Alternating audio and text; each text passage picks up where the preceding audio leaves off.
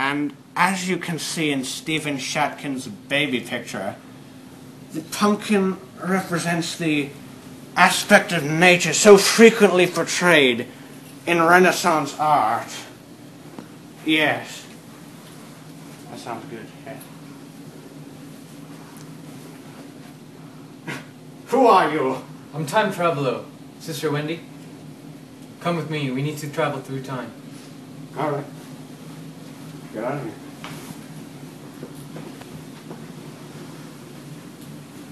So where are we going? To find James Burke, Science historian. a former science historian. What? He was fired after one inaccuracy found in one of his videos. He now lives as a hermit in Charlie Sheen's house. Well, this is a lovely house. Indeed. This is where he lives. Beneath the staircase? Ron? Hermione, is that you? You've changed so much. Edward and I have been waiting for you. Good God, he's insane. James Burke, you need to go back to your true career. But I finally found happiness. I found Hedwig. We need you to travel back in time and think of what Charlie Sheen must do to you. The beatings. The horrible beatings.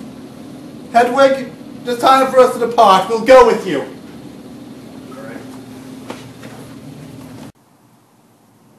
Now let's talk about the mission.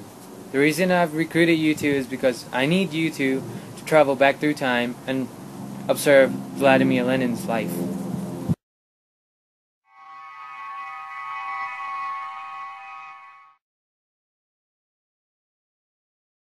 James. James. What? No.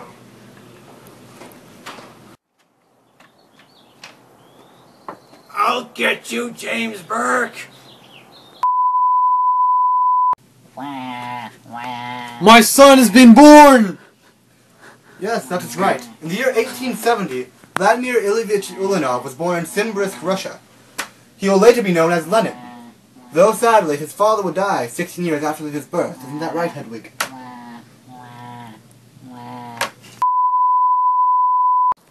Revolution! The communist revolution is at hand! It's coming, I'm telling you, it's at hand, the communist revolution. You are under arrest. No. You are under arrest. In 1896, Lenin was captured by authorities after a failed attempt at revolution and exiled for 4 years to Siberia. Finally! My exile is over, I can finally leave Siberia! In the year 1900, Lenin's exile in Siberia ended, and he was finally able to leave to settle in the town of Pskov. We should visit there one day, shouldn't we, Hedwig? I am Lenin!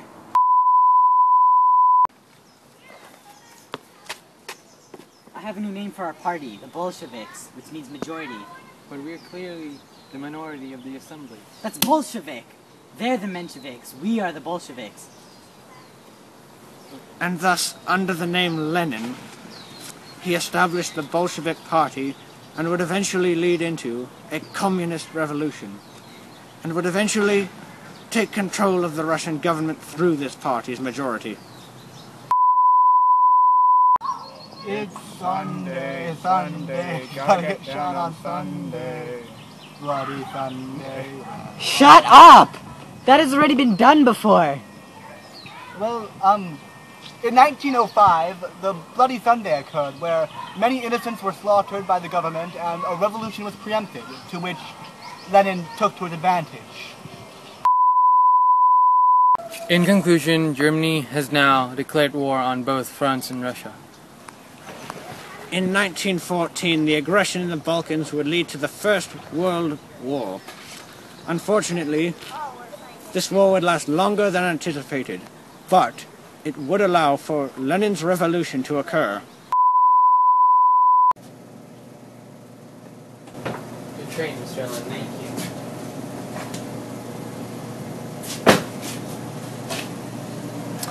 Yes, 1917, using a sealed train through Germany, Lenin was able to get transport to Russia. What's that, Hedwig? Oh, yes, yes. Hedwig wants me to remind you that Lenin then used that train to begin his communist revolution and that therefore take over the Russian government, then made peace with Germany with the Treaty of Brest-Litovsk.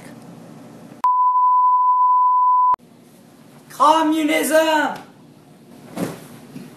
In the spring of 1922, Lenin suffered the first of a series of strokes.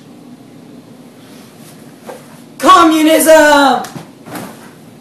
Then, after the recovery of his first stroke, in the winter of 1922, he suffered the second of the series of strokes. Communism!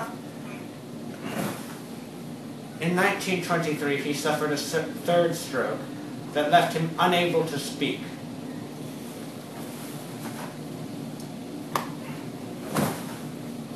And finally, in 1924, the fatal, last, deadly, and greatly appreciated by the public stroke of Lenin occurred, taking the man's life. Isn't that right, Henry?